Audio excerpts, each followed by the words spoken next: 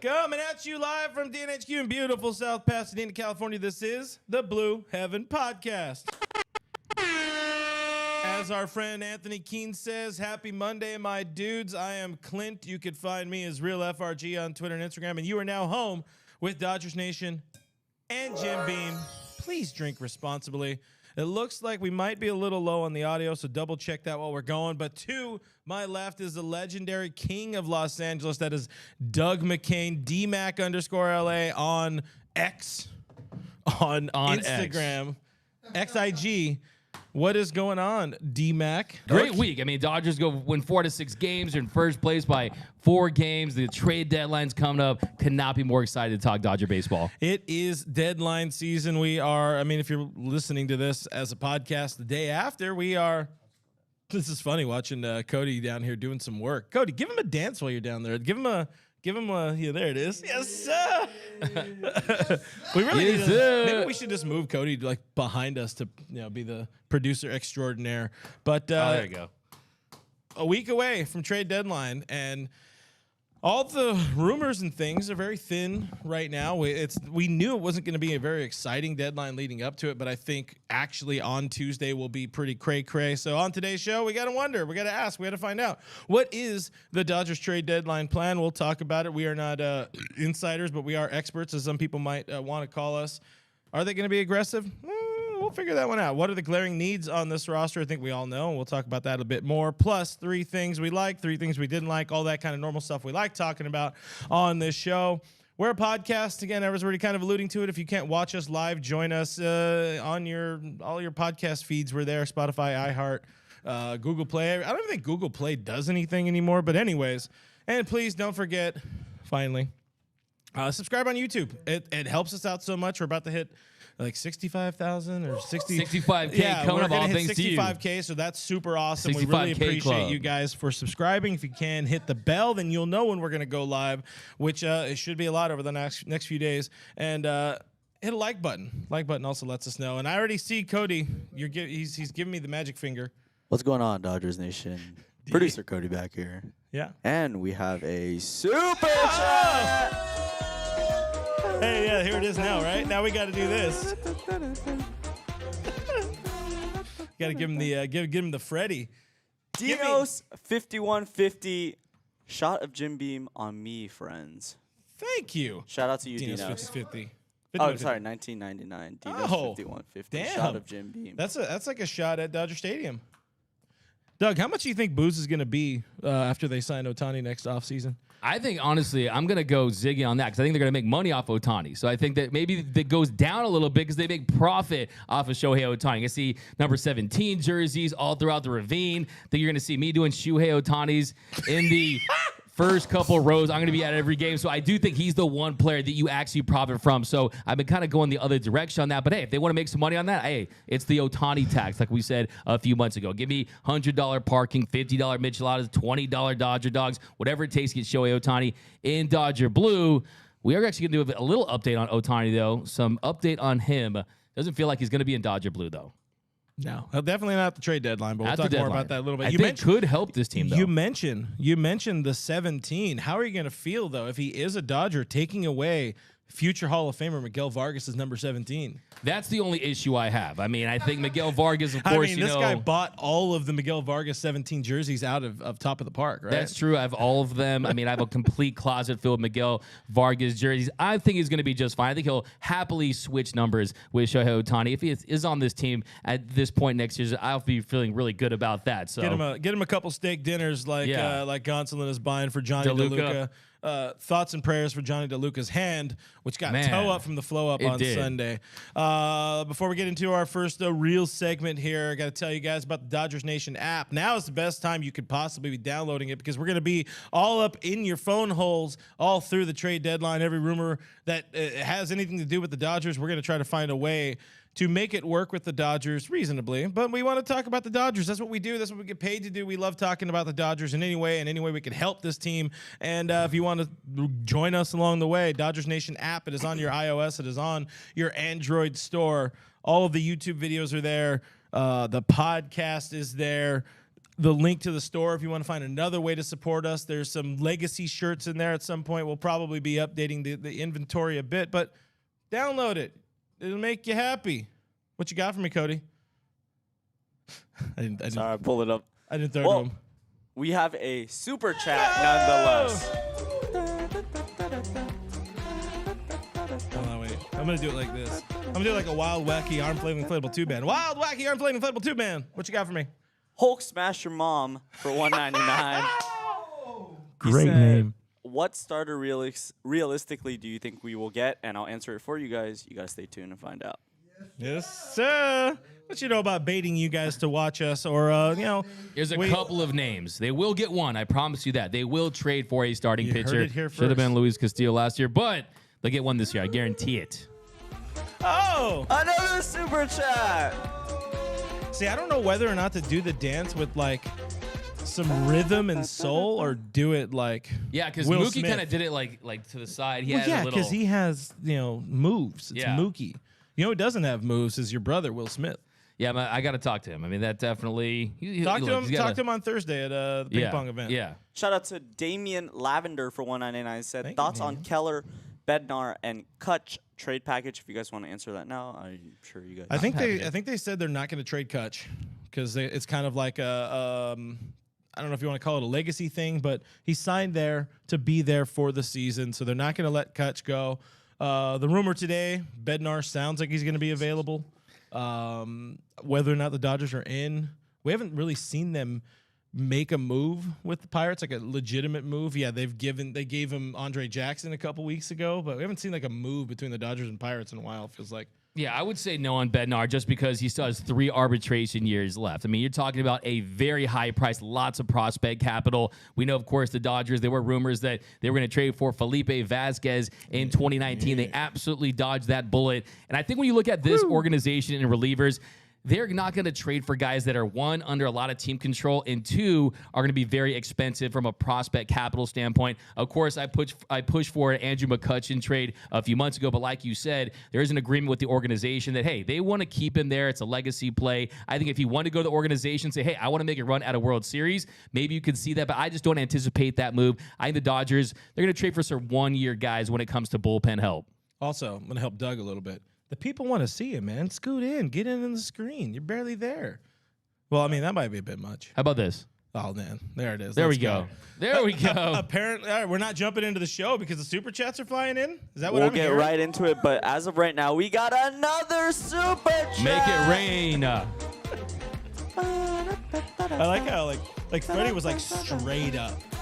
He looked like the car thing, the car. Yeah, it's a wild, wacky, arm-flailing inflatable tube-man. Wild, wacky, arm-flailing inflatable tube-man accessories.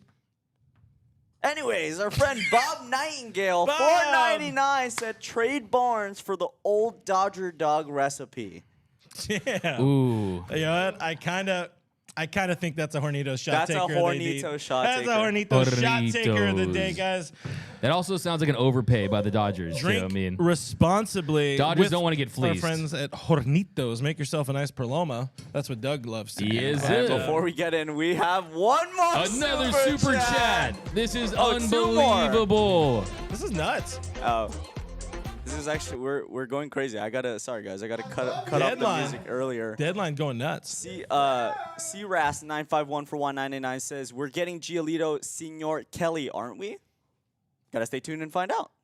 We'll talk more Giolito. I think we're gonna touch a little bit on Joe Kelly. What was he called? I will say, though, when it comes to the Dodgers, anytime you see them linked with guys early on the process, usually they go a different direction. Usually it's a little bit of a smokescreen. I always say about Andrew Friedman, he only speaks when it's time to yell checkmate. And all these rumors are linking the Dodgers to Lucas Giolito. Definitely makes a lot of sense. He's not an ace. I'll tell you that. He is not an ace pitcher. He's more of a strong 2, a 3, can pitch like an ace on some nights. But I do think, as we were talking about before the show, if they do make a deal with the White Sox, it's going to be a package deal with the Lucas Giolito, with one of their relievers. You want Joe Kelly, I'll take Graveman. I will take Middleton, who's better than Kelly. Of course, Hendricks, if he's healthy and available. Tim Anderson, if you believe a change of scenery would do him well. So there are some options, but we're going to jump into that topic in a little bit. And then one more time, we have one more super chat. Doom Sal for $5 said, D-Mac, do the Dodgers look at Yusei Kikuchi from You say the Blue Jay. Kikuchi, I say Kikuchi. I mean, Kikuchi? How do you say it? Sorry. Kikuchi. Kikuchi. Yeah. Oh, yeah. I don't think so. Have some culture, Cody. Sorry, guys. I mean, look, he's a guy. I mean, he's solid this year, sub-4 ERA. I just don't think they're going to go with a Kikuchi at the trade deadline. If you look at his contract where it is right now, signed that 3-year, $36 million deal. And Toronto's in the wild card hunt. Yeah, and they don't want to be sellers. It's a competitive division. We know that. But, yeah, I just don't anticipate that. Kikuchi, though, of course, we love our Japanese pitchers in L.A. Long, rich history of Japanese hurlers. But, yeah, he's under contract. He's a free agent in 2025. But, yeah, on $10 million this year, $10 million next year. Definitely a great value. Another lefty. Do you really want another lefty in this rotation? I think that's another thing you want to consider. But, yeah, I don't anticipate that deal. But, hey, he's a guy I'm definitely a fan of. Cool. That's all I got. That's my segue to apparently. One more super chat. Shout out to Juan Pablo Tech, $2. He said nothing. But shout Let's out see how to many you, super Juan chats we Pablo can do Tech. before getting to the topic. I'll take it. On last Thursday, $2 would have bought you a shoey from Doug. But Price is going up in the I streets, guys. I said we are retiring the shoey. Don't you try to coax him into doing shoeys, even if it's for $10 or $15 or $25. Wink, wink. Wink, wink. No, I'm not. I don't want to ask. Like, Price is going up on the. That just feels weird. No, postseason is the next time we see a shoey from Doug McCain. Or a trade deadline if we get a big trade. No. Or for $2. No, I'm just kidding. The Jordans are getting moldy. They're getting funky. All right. Let us talk about Dodger baseball and things going on around it. As we like opening the show with these days, let's do a little 3 up, 3 down. Rest in peace, Eric Ulo. He's alive. He's fine. He's on vacation somewhere. What's going on? I'm hearing noises. I'm hearing things. One thing that is up is the Dodger offense. It continues to keep on motoring. Put up a hell of a lot of runs until they stopped against the Rangers. It seemed like it was going to be another massive blowout on Sunday, but couldn't get beyond that 4 spot in the first inning on a Max Muncy grand salami, which is another one of the good things, another one of the up things. Max, I wouldn't say he's all the way back, but he's looking a lot more comfortable at the plate. Yeah, Max Muncy, 3 home runs, 10 RBI. You're feeling good about that. That's definitely a positive development for the Dodgers. But this offense, they're a machine. They're outstanding. They carried the pitching this week. The Dodgers, of course, like we said, they won 4 out of 6 games. In large part was because of that explosive offense, averaging over 8 runs per game. Freddie Freeman, this guy is unbelievable. And what he's able to do at the plate, of course, that's probably his best contribution is the new hit dance, the new extra base hit dance. But he had 5 multi-hit games during the week, totaling 14 hits in 24 at-bats, scored 13 runs from Monday to Saturday, became the first Dodger ever to score multiple runs in 5 straight games. This guy, when he goes to a website, the cookies have to accept him. That's how good Freddie Freeman is. He's Fred hot, and he's been absolutely outstanding as a Dodger. The bad thing is that wasn't even like a good joke. I just like that kind of just stale humor. So stale cookies. I disagree. That was pretty good. But yeah, no, I mean, Freddie's been outstanding in this thumbs up offense. if that was a good Mookie, joke. Mookie didn't have a great thing. He had OPS under 600. He wasn't at its best, but the fact that you guys can pick it up and carry this offense when they need it the most. And it almost feels like to me, Clint, that there's this understanding in this lineup, in this clubhouse saying, okay, you guys score a lot of runs. We know we can't expect this from you every single game. We can't expect 8 runs per game in the postseason, but it does feel like there's an excitement and a momentum heading towards this trade deadline, knowing that there are going to be reinforcements on the way. You can't rely. We're going to talk about some rookie starters and a lack of production. So, yeah, give all the credit in the world to this Dodgers offense. The BWO, the Blue World Order, they are back. And the final thing, that's a good thing, that's an up thing in my opinion, is, the dance. It's hilarious. It's taken the baseball world by storm. Appreciate Cody. Cody got some good rhythm going back there. What's going on? So you think you can dance? Oh, is that show still on? I have no idea. I don't watch things like that. Shout out to Freddie Freeman for that dance. I just like to catch up on my 1998 NBA Finals. Doug was also doing that as well. Yeah. For me, it reminds me of the hip-hop hooray. Oh, hey, ho. That's kind of reminds me. Do we but know yeah. what song? Yeah. Freddie was. Yeah. So it was an dancing to? Usher song called Obviously Party. it was that an Usher. Yeah, it was an Usher Chris Brown song. I mean, a banger. I love that track. You It's went called on Party. stage for that, right? I was Usher on invited stage. you I out? was pointing. I was like, "Oh, let's go, Freddie!" But You're yeah, like, I was at the we 1988 have a party. Yeah, you going I at was the at the party. 1831 tour. whatever the hell. Yeah, Revolution tour. 8701 tour, Okay, Universal sorry, I City. made a mistake. But yeah, no, I think really what Just jump out the window. really man. Like you messed up.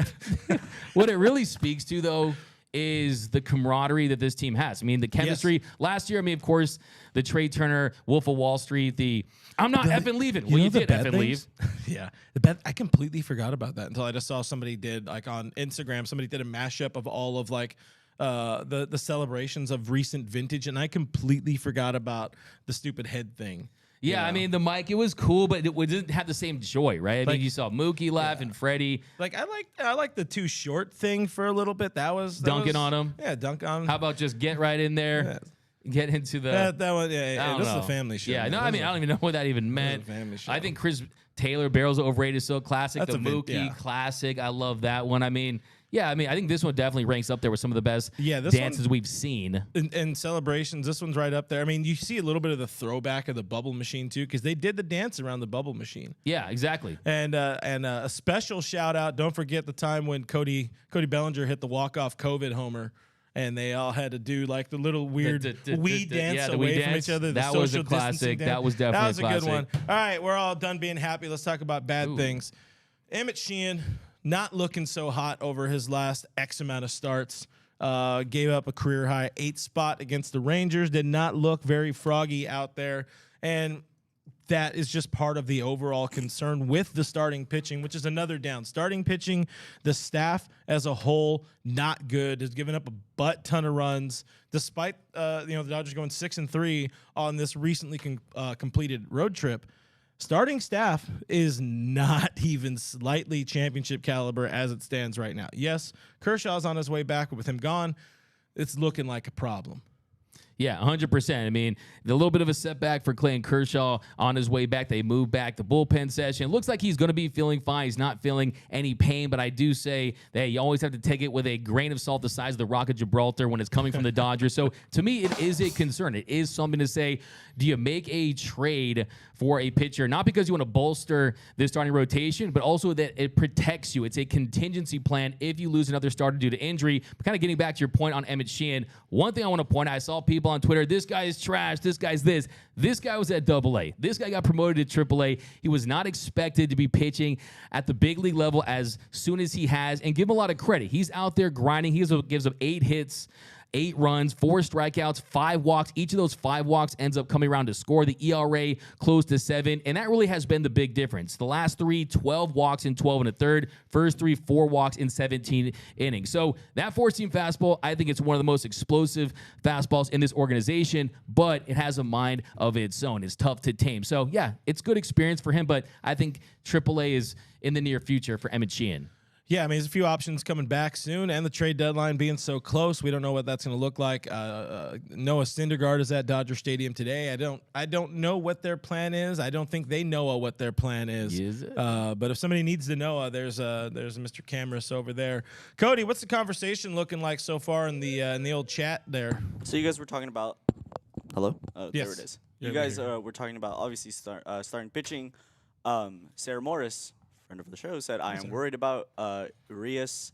CB says Sheehan needs to go down to learn. Hepatitis C later says, "Who is St. Louis giving us for Sheehan?" Ooh. Bag I of do chips. think Emmett gets traded. I think he's going to be the kind of next Josiah Gray guy. But I'll let you field that question. Where do you think he's going? I think with Sheehan, I think it's almost he's the mystery. I mean, the mystery's up with him. They kind of have a better assessment of what he looks like against big league hitters. I think they might use some of these other guys, the Frassos, the Nestrinis, the guys that have been getting that experience to say, okay, who are they going to include in a trade? But I think, look, the reality, all you really need to know when it comes to the Dodgers and these prospects is they have everything you possibly need. If you want a pitcher, you have elite pitching prospects. If you want a position player, you got the Josue DePaulas, guys like that, right? I mean, there's other guys that you can get. They have whatever you want. If you want big league ready talent, they have that. I mean, they're like the Cheesecake Factory menu. They have everything on it that you could possibly want. So I don't think it's a matter of which guys they do want. I think it's really which prospects they're going to value. But as far as this Dodgers rotation, everyone really has the right to be concerned about. I mean, Julio Urias has the worst start of his career, allows 8 runs. I will say Michael Grove, want to give him a little bit of a shout out, allowed 1 run in 5 innings on Tuesday. He discovered that cutter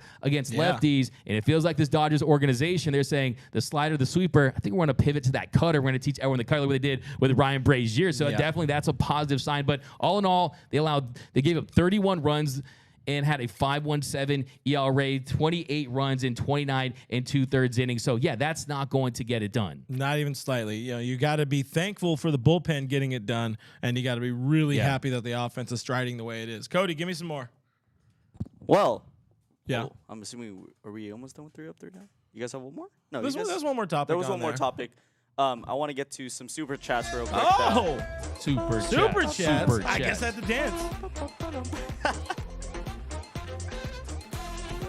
What do I do? What am I supposed to do with my hands? Yeah, I know it's tough. Doug, you good over there? Juan Pablo Tech for $5 said, "I love the LA Dodgers." Shout out to you, Juan Pablo Tech. Thank you, Juan Pablo. Yeah. And then Sloop John Sloop. Sorry. Sloop John B. Someone got upset over there. Sloop John B. Killa says, "Cease Anderson and Kelly for Cartaya, Bush, and Knack." Who says no for $4.99? We'll answer that. And they're trading away $4.99. They're trading $4.99. We'll answer that in a little bit. Sloop, and shout out to Blue 702. Blue Nation forever. Super chat dance. Shout out to you. Oh, and we have another one. Shout out to No Cameras. That's so giving me a heads up. Thank you, Ozzy Noah. Picasso says, "Would you rather trade Emmett Sheehan or Gavin Stone?" Oh man, I would say Sheehan. I think Stone has a future, a big time. Not to say that Emmett Sheehan doesn't, but that's my take on it. I'm not going to add too much to it. I mean, I would say that Gavin Stone, if he finds that changeup with a tumble on it, if he finds that pitch at the big league level, he has the chance to be special. I want to see how Stone looks with the 2-seam fastball, the sinker that they've been working in to his repertoire, how he looks after that. I think the upside is still there with Gavin Stone. I think Emmett Sheehan kind of is what he is, a guy that has one of the best fastballs in the organization, but his ceiling, I don't think it's a guy that's going to be a number 1 or 2 starter at the big league level, possibly number 3 if everything works out, but I'm still waiting out on Gavin Stone. I'm not saying Gavin Stone is untradeable, but between those two, I'll take the upside of Gavin Stone and that special pitch. He had a 1.48 ERA last year, was the Dodgers minor league pitcher of the year, so he earned that for a reason. Seems like he might be another guy who would benefit from being taught a better cutter, a better slider, just something that moves the other absolutely. way. Yeah. The final thing, which is, it feels like a years-long struggle for these Dodgers. That is the offense, and that is the offense against left-handed pitching. Yeah, the bats have been good. We praised the offense earlier, but that left-handed pitching bugaboo continues to be a thing. You know, of course, the outburst against old friend Andrew Heaney notwithstanding, the bats are just not getting it done against southpaws. Yeah, and that's really something that they've dealt with for quite some time now. And if you look at years. Years long. They have improved in the OPS. The OPS isn't bad. It's really the batting average where they struggle. So kind of how you vision and visualize just putting the ball in play in a key situation when it matters most. That kind of is my concern. They're hitting .220 against lefties. That's 29th. And more importantly, they're 12-15 versus left-handed starters. We saw yesterday they go up against all lefties, and they didn't really do much after that Max Muncy grand slam there and the beginning of the game. So, yeah, absolutely need to address that. And I think if you're this Dodgers team, the writing's on the wall. The needs are apparent at this point. You get a guy that can match against lefties. You get another starting pitcher. You add another reliever, and let's ride, right? I mean, that's really what they need to do. But, yeah, as far as their approach, as far as certain guys, Mookie Betts, a guy that had a lot of success against lefties in his career, and they have guys that I think can get it done. I think J.D. Martinez against lefties, I trust him in the postseason versus a Justin Turner of years past against lefties. So I do think they have some guys that have the potential when it matters most to get big hits off of lefties. But yeah, there's a reason why they need to address that need. They needed to do it within the next week. From what I've heard over my years of covering baseball is that if you want the dub, say it, Doug. You got to slug. You got to slug. You got to Doug. There's a fix out there somewhere on the trade market for sure for this for both problems, for the starting pitching problem, for the issues against left-handed pitching. So before you get into that, you have to look at the higher level of it, and that is, is this Dodgers team, is this Dodgers front office going to be aggressive at the trade deadline? I mean, pundits are talking about it, the analysts, the insiders. You're seeing the national talking heads talk about it right now because baseball is sexy to talk about it. We're here every week, twice a week, talking about it all through the offseason. So make sure you guys subscribe. What would be aggressive in our opinions and your opinions? But we're hearing people are saying, people are talking. Is it going to be? Are they going to be aggressive? Are they going to kind of play it a little more, hands in pocket? Go get a Chris Martin type. Which I mean, yeah, that is the type of guy you want. But it doesn't. When that happened last year, it was like, this guy really he's not that good. And then they turned him into something good, which is what they do. But is he going to be that? Or is it going to be at the top of the market? Is it going to be Shohei Ohtani? Is it going to be Dylan Cease, Lucas Giolito? Is it going to be Justin Verlander or Max Scherzer, who this guy started the rumors about that? So if you hear anybody else talking about it, remember, they got it from D-Mac. And there's a couple of dudes over there on the Cardinals that probably are going to be trading with Montgomery and Flaherty. So what is aggressive to you, Douglas? So, yeah, I mean, I think aggressive is something like we saw in 2021, where you're going out there, you're getting an ace, you're getting an all-star position player. That's going big. You talk about Shohei Ohtani. Will they be able to pull something off for him? I don't think they will, just because I don't think the Angels will trade him to the Dodgers. I wish they would. I would absolutely do that, especially if he came with an extension. I don't think that's going to be on the table. I don't care what prospects the Dodgers had. It's just a non-starter. I think it's a big mistake. I mean, I don't want to get too into the weeds on that, but why would you want to hurt your market like that? But I think for this Dodgers team, Andrew Friedman talked to the LA Times, said we will be aggressive in our efforts to add to this roster, and there are different obvious and potentially creative ways to do so. So you could go big for a Max Scherzer type, and you can go out there and say, let's trade for a Scherzer, but also you get a Tommy Pham or a Robertson. You get a bat, you get a reliever, and a starting pitcher. Then you look at the White Sox as a possibility. Yes, Giolito, he's the name the Dodgers have always been linked to. That is always a concern I have, especially because it's usually the trades that blindside you, right? No one knew that Trey Turner was coming, right? I mean, no one knew that was on the horizon. They find a way to fix him in that deal. So I do think Dylan Cease is interesting, and someone who was really interesting on the show yesterday, on the postgame show, I got in a little back and forth with one of our viewers, and he made some really good points. He was like, yeah, people want Dylan Cease because he's really one of the only aces available, right? And this year he's been just above average, but the potential's there. Still has a couple years of team control. So if you're the Dodgers, do you really want to get a Dylan Cease that has a couple more years when you really don't know what he is? He has top-level stuff. Is he truly an ace? I think Scherzer, Cease, they're interesting, but I think bottom line, they're going to be willing to part ways with the prospects. They're going to be willing to give up talent like they weren't last year. So I definitely think they're going to go all in. I think they're going to burn the boats, and they realize that this team is special enough to go for it, and that without it, they don't have a chance. I like one of the things Dave Roberts said recently. The Dodgers are in a position where they're not desperate to bring in somebody. Yeah, there's a glaring need. If anywhere, it's in the starting pitcher department. But there are some dudes coming back, whether it is Syndergaard, who at the bare minimum is going to give you some innings each week or every 5 days. Clayton Kershaw is the best player anybody's going to add at some point over the next month or so. Walker Buehler is a wild card. That could be somebody. Ryan Pepio is probably 2-3 weeks away from being big league ready, if not sooner, if they really need him. Nobody else has all that talent kind of there waiting in the wings. So one of the things Dave said is like we have the ability to really be picky about who we bring into this clubhouse. And we've talked about that before, like in sort of addressing Marcus Stroman ideas. Like, yeah, he's a great pitcher, but we know it comes with baggage. That is a lot of baggage. He is his own force. Like, that is a dude who wants to be noticed in baseball and deserves to be noticed in baseball. He's one of the better pitchers in the game when he's on his game. But that is a drastic shift from the group of dudes that's in there that sat around at Max Muncy's house and came up with this stupid dance as the way to celebrate a homer or a double on the base paths.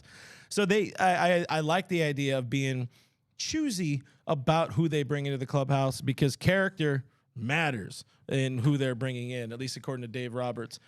Yeah, You no, got and something to to your add? point, I think it's a fantastic point is, yes, they are going to carefully consider that, in my opinion. I think they're sensitive to the kind of guys that could bring into that organization. It just takes one bad apple, right, to disrupt the chemistry they build, but also think they trust the leadership that they have. They trust Freddie and Mookie and Hayward and Kershaw and all these guys to say, we can bring in someone that might not work in another clubhouse, but he can work here because of how strong this clubhouse is. And I think that a couple other reasons why I think they're going to go all in, and I think that it's almost the whole outlook of, hey, it's not my money. Everyone always freaks out. Don't give all these prospects. They're so expensive. The surtax and this and that. Yes, it's not your money. Yes, that this is an organization that generates almost $600 million a year in revenue, but also the Dodgers are one of the only organizations, probably the only organizations that has everything you need to make a trade. Elite prospects, they can take on money. They have different types of players. They're like Amazon, right? You can buy Rolexes on Amazon. You can also buy watches that are $10. You can buy every single thing with the Dodgers. And look, this is the difference too. The Dodgers, if they trade a prospect, what happened in 2021? They traded Josiah Gray. They traded Kike Hernandez, their top two prospects. They still have one of the best farm systems. They're able to replenish it. Look, they're a machine, and that's why I don't think you have to worry too much. If you give up a Michael Busch, if you give up Andy Pages, if you give up a Ryan Pepio, if you want big league ready talent, it goes across the line. What are they going to do? They're going to scout, they're going to draft, they're going to develop, and then just like that, you'll see them with multiple top 100 prospects. Look, studies show that millionaires and billionaires that lose their money, they usually earn it back faster and quicker and have more money. That's because when you lose your money, you don't lose your skills. The Dodgers are still going to have their skills and their ability to get those prospects. So look, the future's never guaranteed too. Shohei Ohtani, and I hate to put this out in the ether, out in the universe, right? But they could sign Shohei Ohtani for $700 trillion, and then he blows out his elbow in the first game, right? Yeah. And if that happens, reality. you lose a Mookie Betts' prime, you lose a Freddie Friedman prime. I think when you're close enough, when you have a 4-game lead in your division, you owe it to these players and to your fans to go out there, push all those chips right in the middle of the table, go for it. Because look, you also have to realize this too, that there is a roster crunch. You can't keep all these prospects. You have to trade them or play them at some point. You got Michael Busch, who's 25. They need to treat him like Leonardo DiCaprio treats his girls, man. At some point, you got to just move off him, right? And I think this is an organization that needs to do just that. At DMAC_LA. I'm fired up. I want some players. I didn't make get sure you any guys good are- breaking videos. I mean, I was doing breaking news for other teams making trades. I mean, my Luis Castillo one. I mean, look, I want to make some trades. Those were the days, the Luis Castillo days. Those were the days. It's my guy. I'll also throw the question out to the fine folks on the internet, and Cody, we're going to throw to you in a second and see what the audience is saying on this. But Doug, what is after the offseason, fans witnessed that this team put together, which was mixed. They let a lot of guys go. They let a lot of payroll go away, and they brought in Noah Syndergaard. But it feels like a lot of people don't want to acknowledge, like, hey, David Peralta, really effing good signing. Jason Hayward, incredibly good signing considering you're paying him pennies. And the Miguel Rojas trade, where would they be without Miggy Rowe right now? They'd be in a tough spot. With all that in mind, with off seasons past and with where the market kind of is, what is your Andrew Friedman trust level at right now?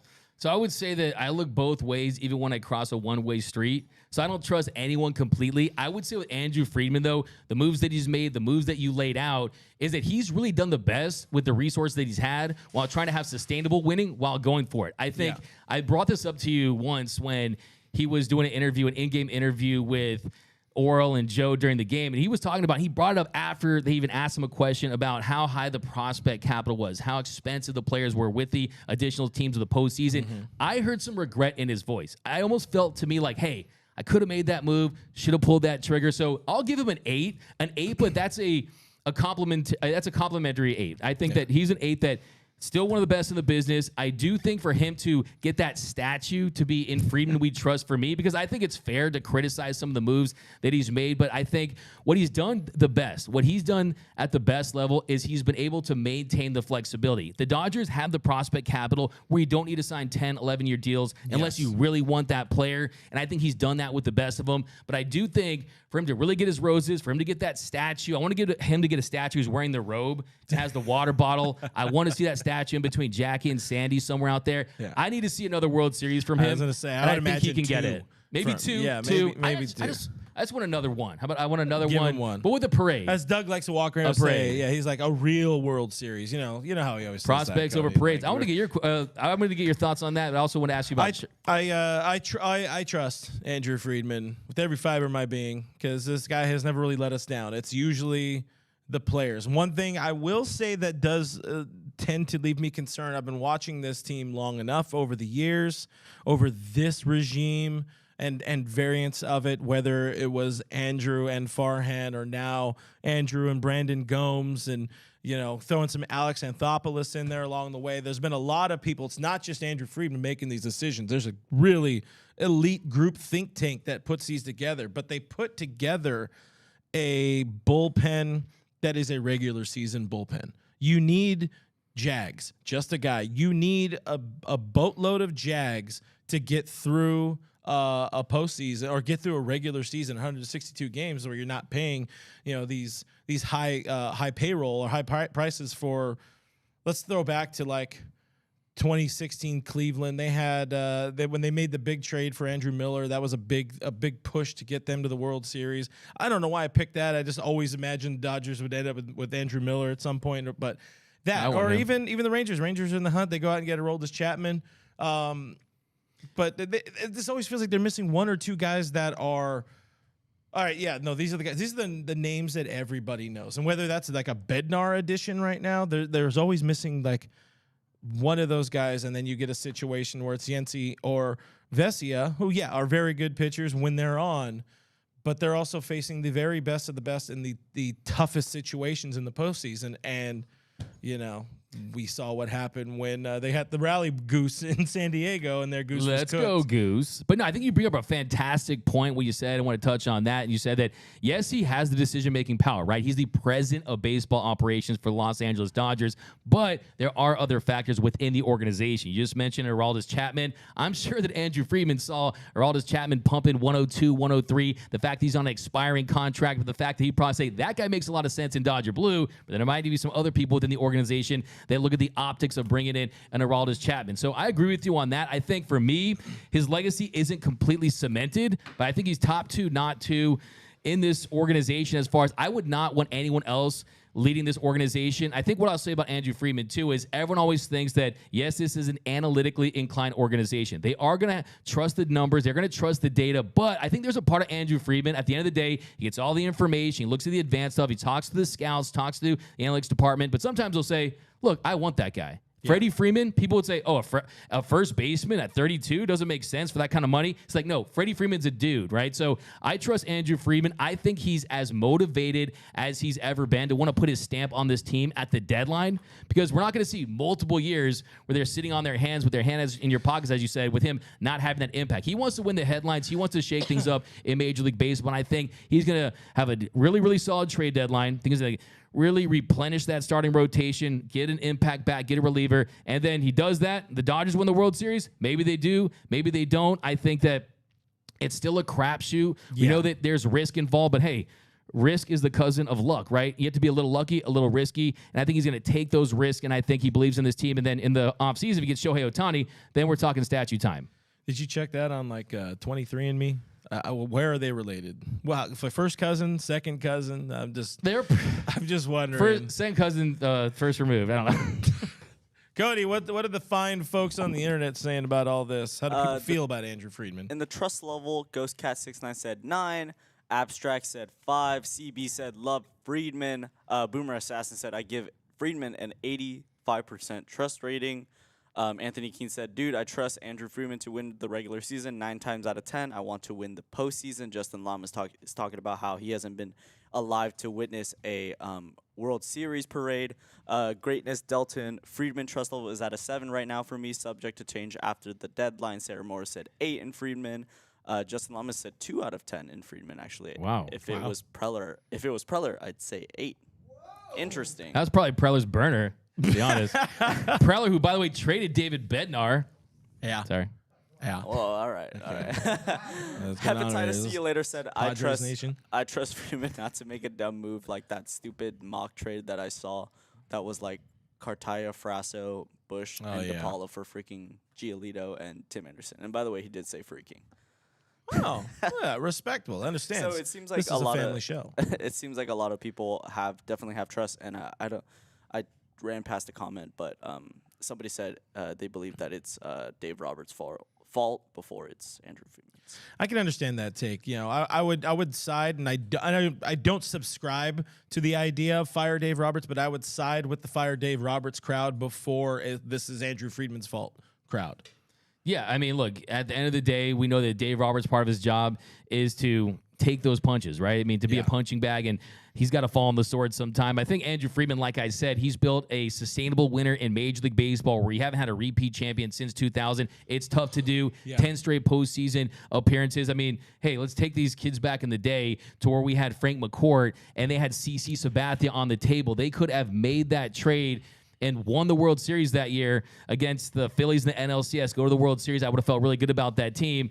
This is an organization that Andrew Friedman has all the resources. He has the backing from the ownership. So I think you got to give the ownership, the Guggenheim Group, a lot of credit to say, hey, here you go do your thing, and give you all the resources to go out there. But I will say, Andrew Friedman, one thing about him is, and the general manager of the Oakland A's, Brad Pitt, he said this, a.k.a. Billy Bean. He said, know exactly what you want, know exactly who you want, and go after him. That, I think, is what Andrew Friedman does. I don't think he lets the Bob Nightingales and the Jeff Passons create the rumor, right? He's like, I'll create the rumor by I go out and get the players I'm identifying. He laughs at it. Absolutely. He has a good time. You know, Andy's there sitting on the pooper in the morning, scrolling to see what Dodgers Nation had to say about what other people had to say or what we're coming up with about this trade deadline. And he's like, you think you know it, but you don't know. You don't know it for sure. Yeah. I mean, he knows. He says, okay, you're going to get the surprise, the pass and bomb, and then you're going to see what the Dodgers did. But I kind of want to get some more thoughts from you about Max Scherzer, because you talked about going big. Yeah, I was going to say, let's shift gears a little bit and then hold that thought, because the thing is, and we're not going to dive too much into the pitching because we just talked a lot about that on Thursday, so check that out. Doug has a video coming out, Think Tuesday. Just keep an eye out on the YouTube channel, subscribe, hit the bell, leave a like, and all that kind of stuff. That was I don't talk for like 20. I talk for like 30 seconds, like all the pitchers. So. Yeah, he goes through everybody. So Doug is doing what he does best, bringing you people that fire content. But let's look a little bit at, like I already mentioned, Syndergaard, the Pepio, Kershaw is coming back. Maybe there's a Buehler. Let's look at who is potentially available and compare them against who the Dodgers have already in-house. And the big name, of course, to look at, it feels to me, my opinion on this, there's going to be a big trade with one of three teams. It's going to be the Mets, it's going to be the Cardinals, or it's going to be most likely the Chicago White Sox, because it makes the most sense. Those are the rumors that have been going on literally since Gavin Lux tore his damn knee apart in spring training. Lucas Giolito, Dylan Cease, those are the two big names. Those are probably the best additions this team could have. They fit the team in some way. Primarily with Giolito, he's an LA guy, Harvard Westlake, whoop whoop. I don't know. Do we whoop whoop now? Is that a thing? The Wolverines. That's all the time we have today. All right, Harvard Westlake. We'll get you out on this. So Walker Buehler, easily a better addition than both of those guys, but having a Giolito and a Walker in the rotation when it gets to late September and October, that would be much more better, as the kids say. Yeah, 100%. 100%. Having a Giolito, having some depth. And I see people out there saying, okay, do you really need an ace because they're scoring so many runs? There's such a potent offense. I'm saying regular season baseball and postseason baseball is very different. We see it humble the best hitters in the game. So I don't think you can go that direction. Cease is an interesting one to me. We kind of talked a lot about that, so we won't go into the weeds on that. I think the years left on his contract without the Dodgers knowing who he is drives up the price. And I think the Dodgers, like you said, they're very careful and calculated with their investments, with their trades. And I don't know if they go all in on that. I do think that they know the name of the game is you don't get years on pitchers. That's why I don't think they're going to sign Julio Urias. That's why you saw what happened to Carlos Rodon, to Steven Strasburg. The list goes on and on. It's just not a position that you want to invest a lot of money and get tied up because, look, you blow out your arm, you're gone for a year. I mean, that's just the round of the situation. And the reason why Max Scherzer makes sense, and I feel like I'm going to die on this hill just planting my flag on Max Scherzer Mountain here, but yes, he's back next year for $43 million, a little over that.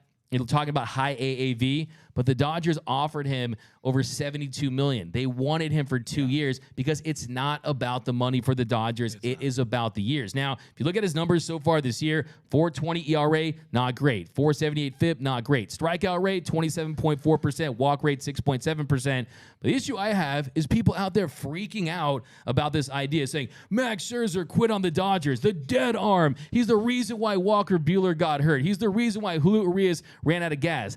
I got news for you. If Max Scherzer pitches in that Game 6, they win that series. Buehler and Urias, they were on E at that stage. Coming off that 2020 season, they did not have Clayton Kershaw. It was going to be an uphill climb to win that year. We'll never know, but I also want to point out this. It's not like they traded for Max Scherzer and he was a buzz. They traded for him, and he literally was the very best pitcher in all of Major League Baseball. From August 4th, when he shoved against the Astros, to the end of the season, 68 1/3 innings, 11 starts, a sub-2 ERA. That was 4th at 1.98. Julio actually was at 1.59. Shout out to Julio. A 1.96 FIP and a 2.16 ERA in the postseason. He had the drunk shirt off moment. I mean, the vibes were there. That was the problem to me. You think that was a problem? The problem there was he wasn't 35 anymore.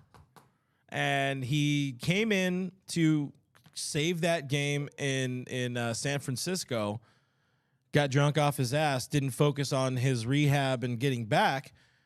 And then his body was like, damn, I feel 37. And then everything fell apart.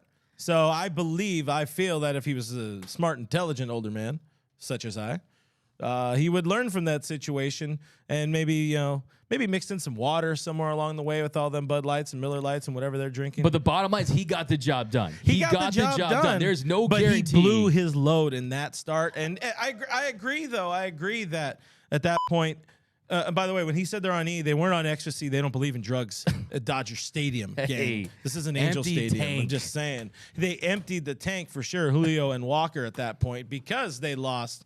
Who did they lose in that season? Kershaw, Bauer, wow. Whoever else they lost in that season. They had to go out and get Scherzer and piecemeal it together, elitely, might you add. But I'm fine. I don't think he quit on the team. I think he realized, like, if I pitched, I'm going to ruin my career and my potential earnings in what was likely my final contract. I think there could be some truth to that. I think we'll never know if it was something as simple as, oh, my arm is hurt, I'm not going to pitch. This is a guy whose neck basically was broken in 2019. He goes out there and he's able to pitch in the World Series. He was younger, but I will say this. My response to that, even if that's 100% true, and you definitely don't want to see that, the fact that he has that $43.3 million player option is he doesn't have to make those business decisions. He can go all out. He can absolutely empty the tank. It doesn't matter how much tread is on the tires after this one. If he gets traded and he greenlights that trade, he gets away with that no trade clause and saying he wants to be here. So I think that makes sense from that standpoint. I just think that if you look at this team, there's not a lot of guys that can handle putting on that Dodgers uniform, pitching in front of 56,000. You think you can put Stroman in that situation, he's going to perform? I have my doubts. Yeah, with Max Scherzer, you have a been there, done that sort of situation. I have my doubts.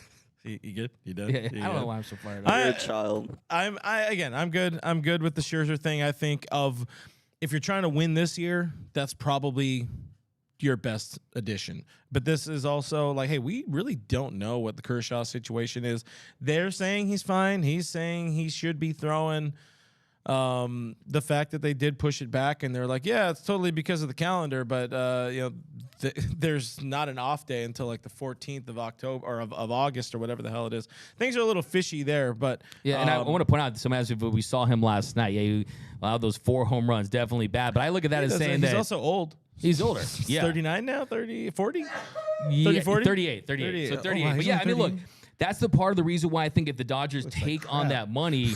That's a part of the reason why there's not many teams out there that can absorb $43.3 million. Yeah. The Dodgers are one of pretty much 2 or 3 teams that can do that. So that means that you wouldn't have to give up a lot of prospect capital. David Robinson, a reliever you could bring in there. And you can talk about a Tommy Pham on an expiring deal we'll talk about in a second here. Yeah. Pham, I'm less in on. But we'll talk about that. The other guys, I mean, there's the other guy too, Justin Verlander. I know you're going to go into a lot of these, so we're not going to touch on him more. But Verlander, I just can't on Verlander. And then Flaherty, Montgomery over with the Cardinals. I think the only way either of those guys happen is if a Nolan Arenado trade is in the works. So let us shift gears then to the other big problem is, you need one more right-handed bat that can slug against lefties in particular. Yeah, they have some dudes right now that can handle it. They need another JD. They need somebody like that, but that can also offer defensive help. And we have a list. I know you have a list of some sluggers, and I'm all in. Everybody in the world knows by now I'm all in on Nolan Arenado. Reality, I know, is not going to happen, but damn, that would be fun. Manifest. Don't give up.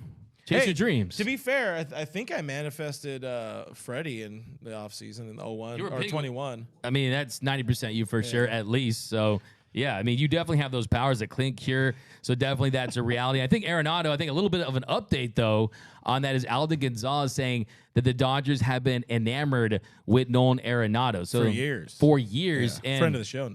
Those rumors are definitely starting to percolate a little bit. I think the fact that he has that no trade clause, he does, but also he's, of course, friends with Trace Thompson, who he's just started a Arizona. Yeah, 100%. He would greenlight that in a heartbeat. I'm deep down in like his subcockle region, he does not. He wishes he can go back. As Cher would say, he wishes he could turn back time, and. No Cher fans in the house? If I could turn Thank you. Time. That's how you know. Doug McCain definitely took some ibuprofen this morning just to loosen up. I think she was retired when I was born.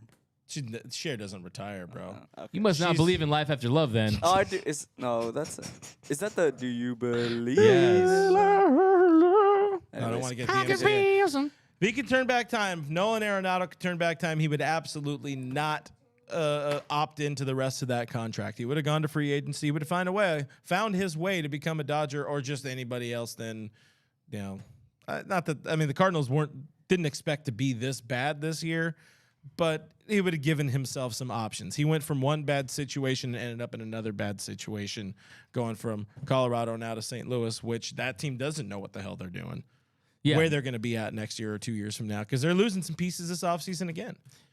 They are, and they might have to go a completely different direction. They might need to go to more of a down-to-the-studs rebuild sooner than they thought they would. And Arenado, I think, is a guy that they were so excited to have him on the Cardinals, a guy that you can really have as the face of your franchise along with Goldschmidt. But I also think, too, it does feel like, hey, he had to opt into that deal, right? He could have opted out. So maybe there's a little bit of an agreement saying, I want to go home. I want to do right by this organization. Maybe they have an agreement saying, yeah, trade me to the Dodgers. Maybe that could be something where he and his agent are behind it and they're motivated to get a deal done. If this is the NBA, right? If this is the NBA, he'd be in LA yesterday, right? Yeah, that's for facts. With the player mobility, baseball is a little different. And yeah, $109 million left on that contract. I think if you look at it was 93.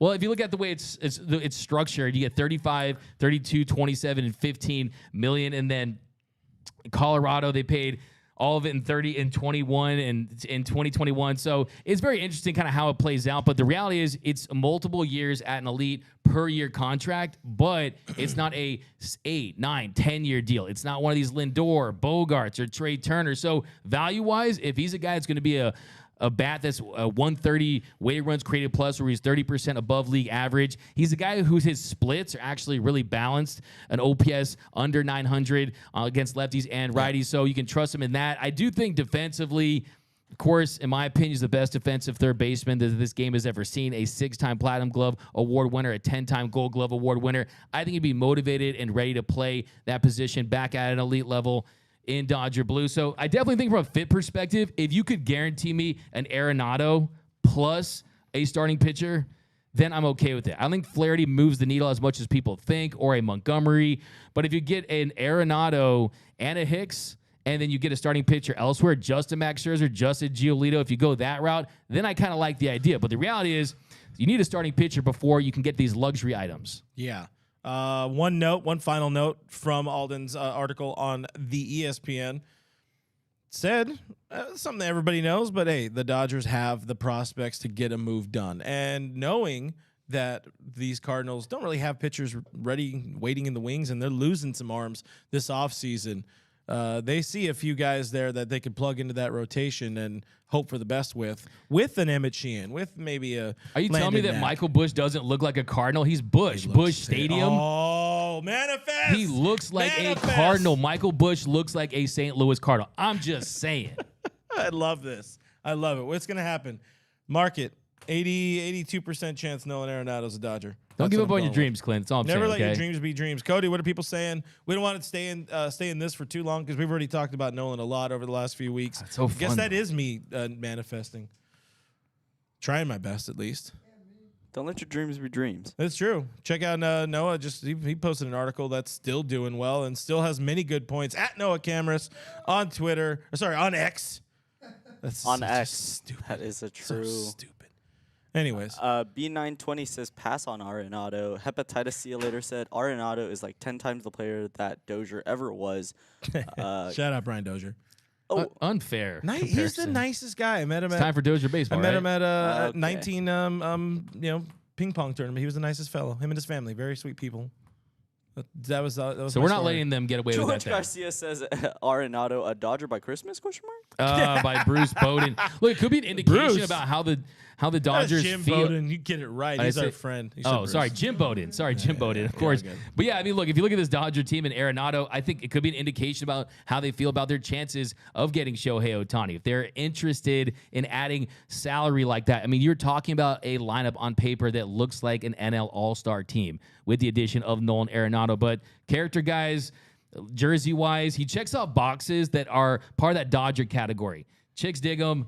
They would sell a lot of jerseys. Is going to be a Hall of Famer. Trust me, I've talked to people. That He knows is people. a part of. It's not just the player. Let me just say that it's not just the player. There are those other benefits that players bring that definitely get you across. You're in the red zone, you're on the 5-yard line. You need someone to get you in the end zone. Those other details definitely are a factor. I'm just being completely honest. Another guy I know we haven't talked a whole lot about, but I know you love him dearly, and that is Louis Roberts Jr., or Luis if you're nasty. That would be another sort of let's package something together with the White Sox, bring in Giolito, bring back a Joe Kelly or a Graveman or whatever. They have options. But that is a big outfield addition, and that says Mookie Betts is our second baseman 100%. Yeah, I mean, you're talking about a guy who'd be under team control until the 2027. So you better break out all those prospects, a lot of them at least, to get them started on Bush, that. Frasso, Sheehan, Stone, Cartaya, Cartaya absolutely would require Cartaya. Bobby Miller, if you really wanted to slam dunk it. Maybe Cartaya, when you look at how far he's fallen in the rankings, not really a great time to trade your top prospect when his value has diminished the way it has. He still, I think, has a potential, but still, I mean, it's not the best time. I But mean, he hasn't taken a hit on any of the prospects like lists. Yeah, Fangraphs loves him. Pipeline loves him. Even the down year, nobody's buying the down year right now. yeah, I don't know. I mean, if It's you the time to sell, though. Yeah, I mean, Keith Law, I don't know if you saw his thing about Cartaya, definitely drop. I still think that they would trade him if they wanted to. I mean, you still got Rushing. You still have Will Smith under contract until 2025. But as far as Luis Robert Jr. goes, he signed when he was still their top prospect, essentially. He has those club options for $20 million. So you're talking about not only a great player, but it's also on a great contract for the team that receives him. A 137 weighted runs created plus 28 home runs, above average defense. Man, I would absolutely do cartwheels down 1,000 Vin Scully Drive for Luis Robert Jr. I think that one's highly unlikely just because you talk about the ownership group. Yeah, you might be able to convince them to trade off some rental pieces, but for guys that they think they can help them win down the line, I just don't anticipate that. I would love it, but you're talking about not a Shohei Ohtani level haul, but maybe something close to it when you talk about the team control and who else they would package to get him. So I just don't think it's likely. It would be great, but doesn't make sense for the White Sox and just where they're at with their organization. Yeah, I think that's too big of a name. Like, yeah, Nolan Arenado, very big name, but that's somebody that fixes an actual problem you have on the infield. Older, and yeah, exactly. Yeah, he with addressed Luis an infield Roberts, problem. that's changing. That's a personality. That's a personality change. So there's one of the things Dave talked about in character. I'm not saying he's a bad character, but you don't want to damage or change this camaraderie this team has too much or too drastically. So you bring in 3 or 4 or 5 dudes at once. That's a seismic shift. So yeah, I don't see this one happening. Is it nice? Yeah, sure. And Zero Dodger Dogs or jet passing, Buster Phony. it's up to 5. Yeah, I'll give it a 0.5. a 0.5 Dodger Dog, Yeah. half of one. Yeah. So yeah, Are the Onions back at Dodger Stadium? Haven't been in a while. no, fans aren't happy about that. Nope. Still not back. Come on. I saw a guys. TikTok on a guy bringing onions. Bring in Really? pocket onions. Yeah, like you know how you can buy like onions that are already diced at the store. He just brought them in with him. I don't know if I feel about breaking the rules like that, but Okay, hall monitor. Whatever, playing. hall monitor. Okay, so one of the I want to ask you just about keister him. Tommy Pham. So Tommy Pham. You know how I feel about Tommy Pham. So we did this. Cody knows how I we feel did about this Tommy Pham. exercise. Sorry. He's a hole. Well, look, we did this exercise a few weeks ago, pretty much a month ago now. And we just read you off the stats, the fact he's on an expiring contract, and the fact that he has been raking this season an 879 OPS versus lefties, a 129 weighted runs created plus 9 home runs. Dealt with a little knick-knack injury, nothing too serious. But I see a lot of Dodger fans out there that say we can't have Tommy Pham because he slapped Jock Peterson. Well, guess what? He slapped him on his first try. If he had missed 8 times and was whiffing, then I said maybe you don't make that deal. But the fact that he connected, I mean, no, I'm just playing. But I'll respect the follow-throughness on that. Like, he followed through after mentioning it like a year and a half before. And Jock admittedly, and you're going to want to have your finger ready on the button, he admitted that he was, talking to the Padres in the damn in the group chat. I mean, dude got slapped over a text sent 6 months ago. That's crazy ex-wife, crazy ex-girlfriend energy. It's pretty like sad, pathetic. But hey, if you want the dub, no. But I will say, I mean, he's not a needle mover to me. Like, he is better than Trace Thompson and is better than Jake Marisnick, and that's all he really needs to be. And I love that you brought that name up because Dodger fans out there saying, no Tommy Pham, but yeah, Jake Marisnick's in your organization. Once you made that move, hey, all bets are off, okay? Yeah. Everyone that can help this team is going to be considered. Yeah. So, yeah, I mean, I think that's one, too, where if you make a blockbuster deal with some of the names we mentioned, I mean, Canna's another guy, too, that the Dodgers could go after. Hasn't had the same offensive season as a Pham as far as overall offensive production, but he's another guy that you could consider as well. So, Pham, I don't know. I'm not like gung-ho on the idea, but I do think that if it's a Tommy Pham versus a Tim Anderson, I think we should actually talk about one more time because of the other guys it could get. I do think Pham is the guy production-wise, what they're looking for. If you want the slug, if you want the dub, you got a slug, right? He's a guy that can do that, versus Tim Anderson hasn't had a home run since, I don't know, before the iPhone. I mean, it's been a long time. Yeah, I mean, Pham's got some wheels. He can play some outfield, but this is a team that feels like it needs. This is a team that has Yanni Hernandez on the bench and Miguel Rojas is starting shortstop. They need an infielder, and they have their all-star right fielder as their second baseman. This is a team that needs an infielder. Tommy Pham makes much less sense than Tim Anderson. And hey, guess what? We're already partnering with the White Sox on a trade to bring home Lucas Giolito, clearly, and to bring home number 17, Joe Kelly, clearly, another guy wearing 17 instead of your boy Miguel Vargas. Tim Anderson is not having a great year by any stretch of the imagination. He's heated up a bit, over the last week or 2, 3 weeks, or whatever it is. Still hasn't hit a home run. Still not a great defender at shortstop, but he is miserable in Chicago. And this is the Dodgers are a fun team. They're a happy team. They play well. He has hit very short amount of opportunity, 2 postseason, 7 games, but he has hit well in the postseason. And he tore it up during the World Baseball Classic as a second baseman. This is a guy that wants the F out of the South Side.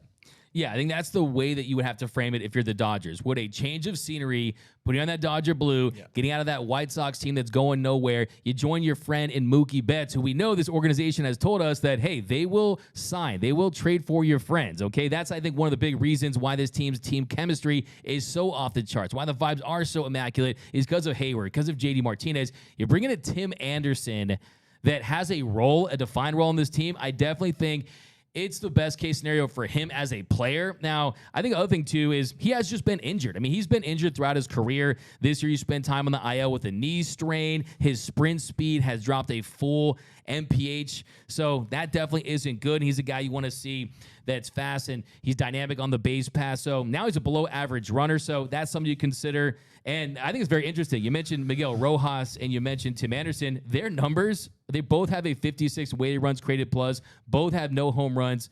But Tim Anderson, we know that he's proven it throughout his career. Upside.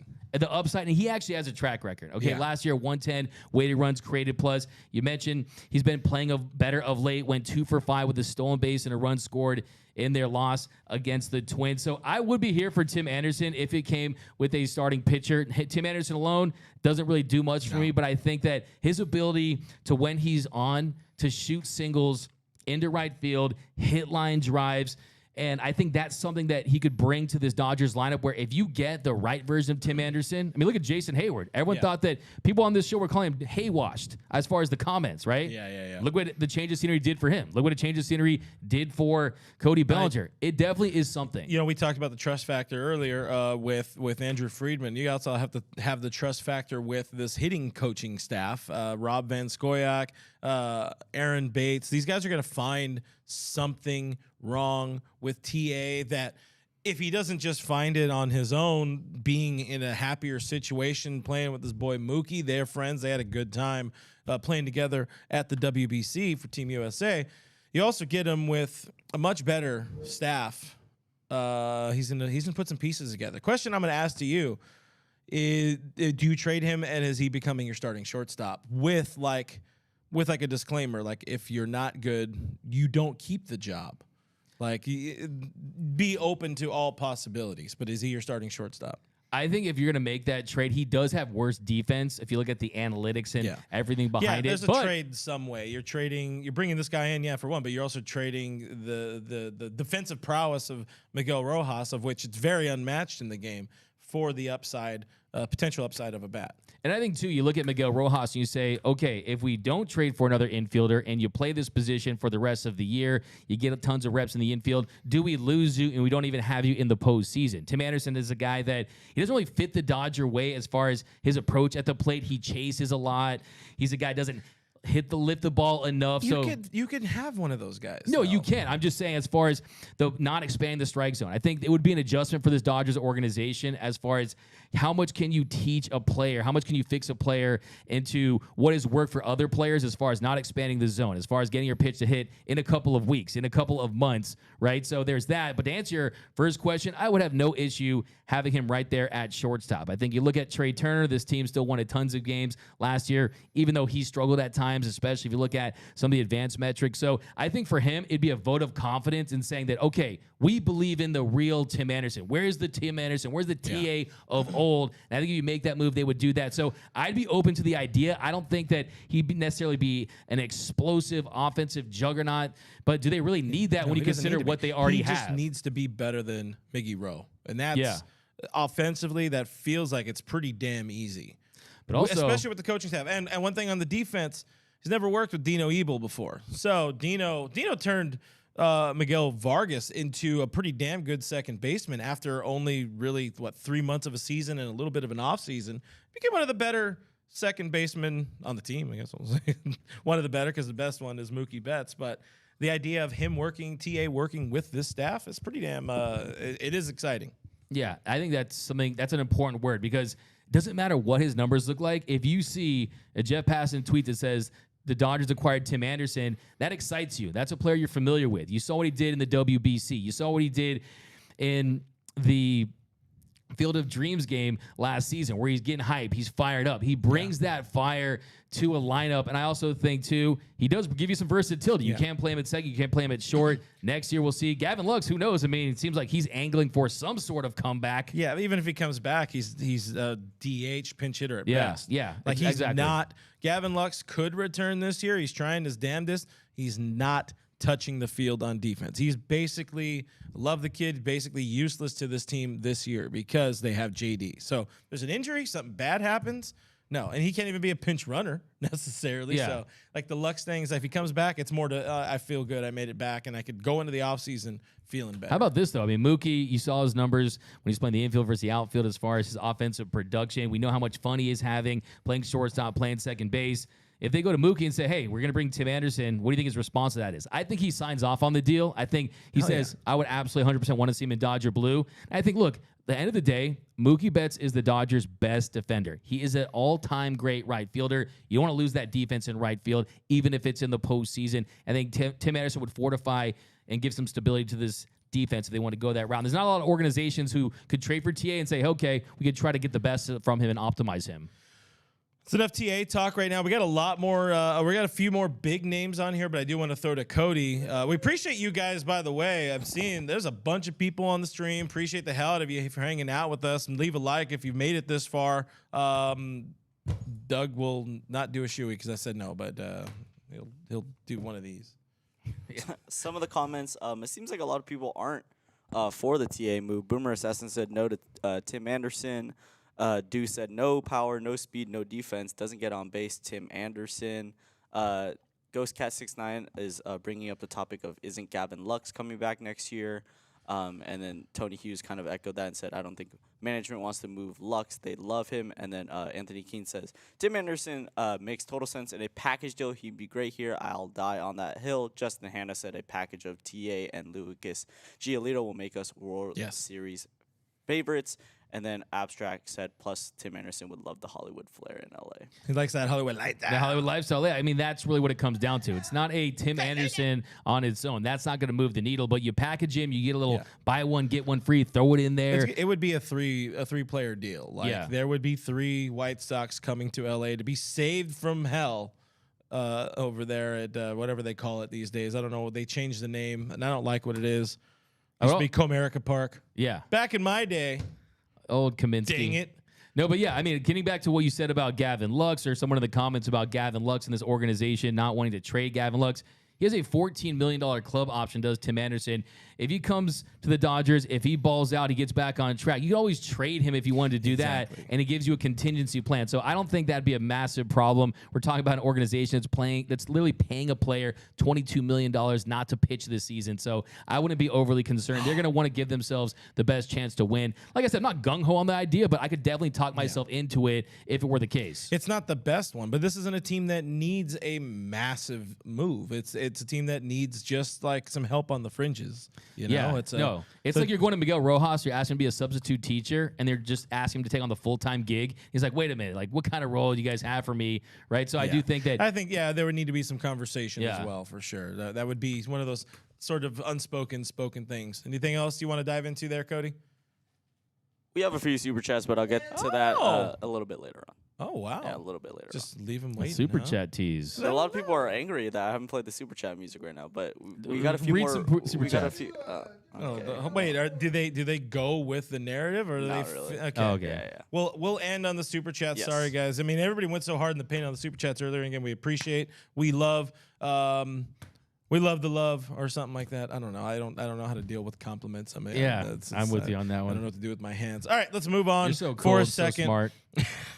There's a few other names. I know we wanted to kind of touch on your boy Jamerheimer Candelario. I don't see that happening just because there aren't other pieces that would fit in. It's going to be the Dodgers are trading with one team, and that's what it is. And they have to have multiple parts that fit this roster.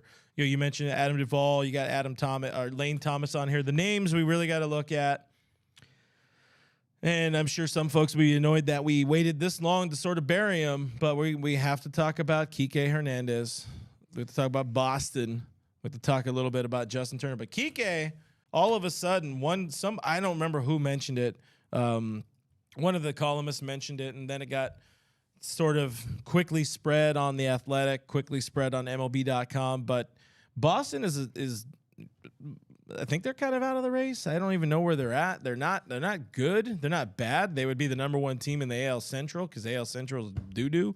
But the narrative, the idea, the thought is, hey, let's bring back Kike to the Dodgers. I'm a big no on that. He's done that role. Yeah, he fits that role, but he hasn't really hit left-handed pitching that well. Anyway, I will cede the floor here or whatever. I want to know what Doug McCain. I know you already talked a little bit about it last night on post-game show, but I want to know more about Doug's thoughts on a reunion with Kike Hernandez. Yeah, I mean, look, if you look at Kike, it's almost hypocritical to make that case for Tim Anderson and talk about how bad his numbers are and how a change of scenery would do him well, and then say, oh, well, his numbers are terrible in Boston, Kike Hernandez, he'd be bad with LA. But I will say, I mean, his numbers are so bad. I mean, if you look at his FWAR, it's at -1.4. That's dead last for hitters with a minimum of 300 plate appearances, a 60 weighted runs created plus, a 219 batting average.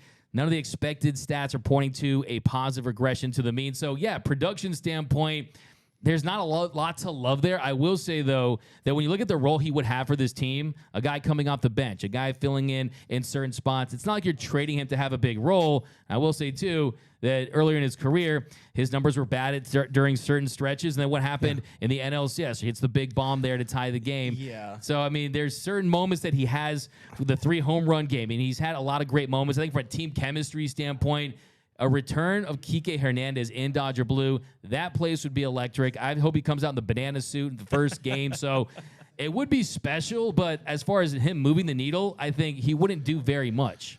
Yeah, it would be that would be just sort of a show move. That's what it feels like to me. And I think it ended as nicely as it could have. Like, that was the perfect jumping off point. You got your World Series. Let's walk away from this and let's only leave good memories. I don't think new good memories will be reformed or will be formed with a reunion. And I don't think he's ever been an exceptional hitter. Yeah, he had his 21 home run season. He's had, like you mentioned, stretches where he's been really good. But those days might be behind him. And you know, on the flip side, it's like, yeah, TA you would go and trade for. Tim Anderson you go and trade for with the idea, with the hope that he can take over as a starting shortstop, as where Kike would be a more versatile Tommy Pham type. He's only really going to start against left-handed pitching. Hey, the same role he had for 5 years, 6 years with the Dodgers. Little bit of center field, maybe a little bit of 2B. Wherever they're gonna move him around. Still young enough, still an athlete, but I just don't think that's I don't like that move. I'm not in on it. I'd rather see the team go a different way. Yeah, no. Plus, who's the pitcher that comes from Boston? Again, there's going to be a package deal. Pivetta. Really no one that jumps out. Kenley Jansen, he already is. How many years does Chris Sale have? Is Chris Sale even alive? No, I'm talking about Chris Sale though. Like, because that's Chris a starter. would be nice, but yeah, look, you're talking about Coldplay. You're talking about a Red Sox team that's only 2 games back in the wild card. So they're a team that, are they going to sell? Possibly. But even if it's Kike Hernandez, even if they want to make the wild card, I don't think he's going to be a guy that say, oh, if we trade Kike, it's a down to the studs rebuild. This year's over. So I think if he needs to.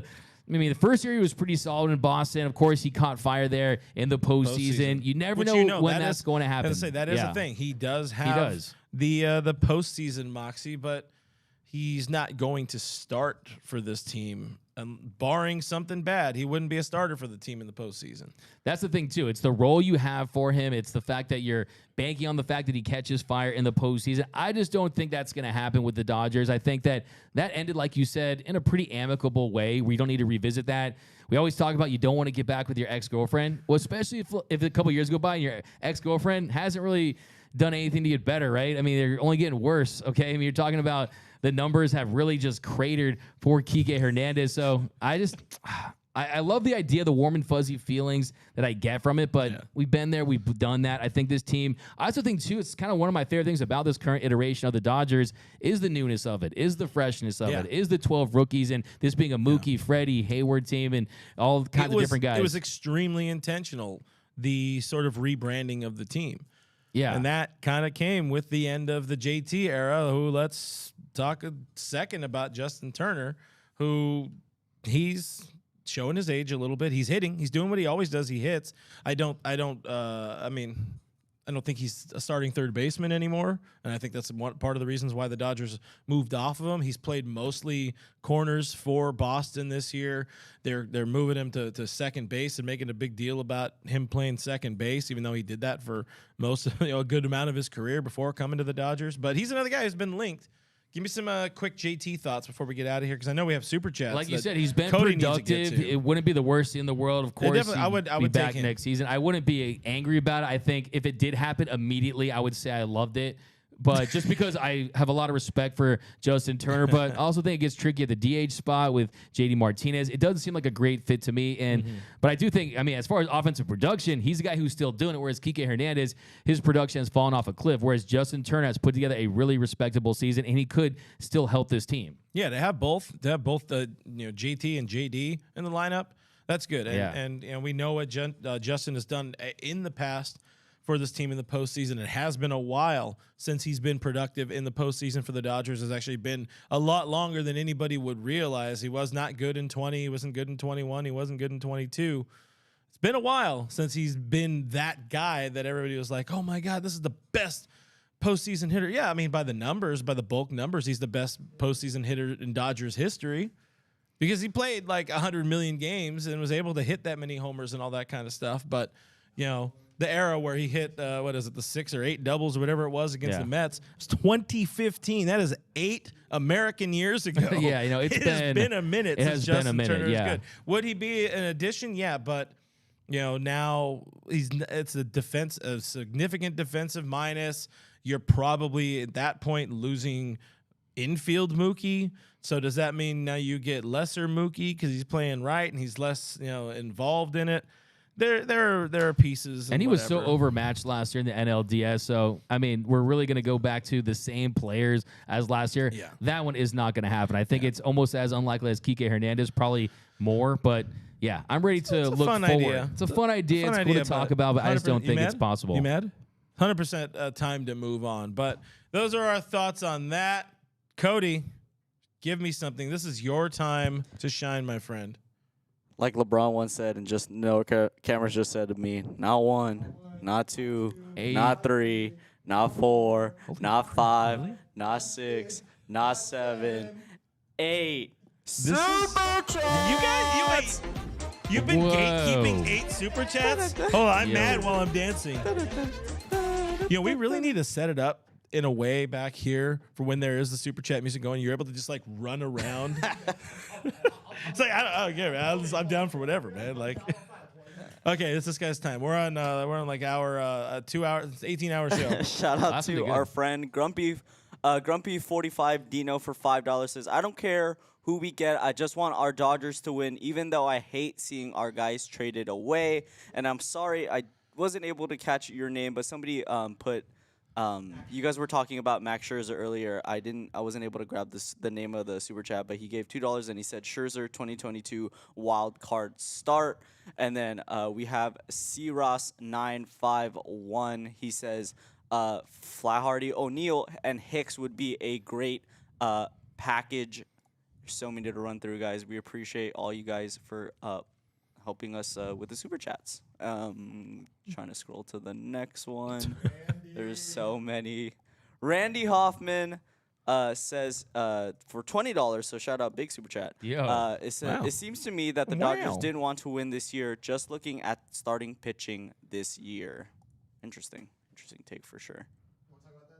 Yeah, give us some thoughts on that, Doug. That they didn't want to win because of starting pitching? Yes. They didn't know Dustin May was going to get injured, or that was really the biggest going one. into the biggest year of his career was going to struggle the way he has. It's been a bad I disagree with that. I think they had pitching depth. They knew probably at the deadline that they were probably going to target a starting pitcher, maybe hoping Walker Buehler towards the end. But look, the reality is there's 10, 15 of these elite starting pitchers on the planet. Okay, they don't grow on trees. So, yeah, I disagree with that one because this is an organization that, like I said, since they moved to Los Angeles in 1958, they have the lowest ERA. They've always focused on starting pitching. Yeah, and ideally healthy starting pitching. We're still rolling with the super chats. I'll stay here all night. $4.99 says, getting TA is choosing the 8-ounce filet on the menu. You know it's the best and the most realistic choice, but Arenado is ordering the $80 tomahawk.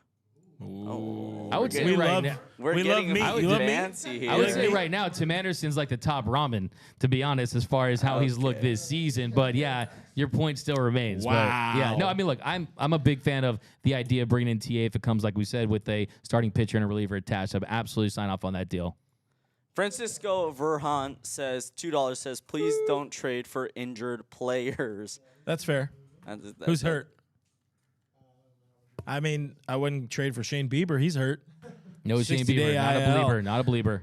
Shout out. Oh, go ahead. Sorry. Angel Villalobos. Sorry, Villalobos. What's up, Angel? $4.99 said, would you guys consider Yasmani Grandal to replace Austin Barnes? I mean, yeah, to replace Austin, sure. I mean, I'll consider a broomstick. I don't know. Why does everybody want old players back? No, I Give think me good always players, living players. This is a thing. I mean, you always romanticize about the players that you knew, that you can identify with. But yeah, no, I think, of course, Noah had a great tweet about Austin Barnes and their record with Austin Barnes. What was it? They're 16-15 when he starts, and they were 0-3 this week, right? That's facts of the fight. Bring in his facts of the fight. I want to jump in real quick because I saw a couple of comments there. Boomer Assassin saying, no to Kike. He's having a crap year. Tyrone Jerome says, at Dodgers Nation says, love hearing LA news. Living in Houston is like hell with all first-time baseball cheating fans. Go Dodger Blue, get starting pitching. Thank you for the comment. Tyrone. Abraham Arroyo asking, is Belly Bomb going to come back? No, they don't need another left-handed bat. And he is playing his way into either a very expensive contract or a very expensive trade for Chicago Cubs. So I don't think they're going to bring back anybody that's ever been a Dodger before, unless like maybe Joe Kelly. But I don't think Joe Kelly is the right move. Or Scherzer. Anyway. Oh yeah, Scherzer. I forgot about him. I still think it's unlikely, but yeah. And why the heck not? One more super chat before we get out of here. You trying to go? You trying to have fun? There's like hundreds, billions of people on the stream here. What's going on, Chief? You want to leave? You want to go home? Trying to go see your family? Lorenzo Gaddis for $4.99 says, how about we go after CB? I know the Brew Crew is in first, but crazier things have happened. they already made it clear to Corbin Burns that they're not going to trade him. So if that's a leverage play, we know they traded away Hader when they were in first place, so you never know with that Brewers organization. He's not having the greatest year himself. He does have one more year of team control, so we give the Dodgers an ace for next season, the event that Kershaw, Urias aren't back and you don't sign Shohei Ohtani. But, yeah, I just don't think that's likely. As we get out of here, like Corey Brewer. Oh, is it Corey Brewer? No, I'm just playing with you. The Florida Gator? Okay, all right. as we get Someone out of here, said that listen, Corey Brewer playing defense looks like a draft on I'm going to skates. help everybody out with a couple of or one player to fix two problems. People want Kike back. All right, I'll give you Kike back. People want a better backup catcher. Boom, let Kike catch. There's your new backup catcher, Kike Hernandez. Problem solved.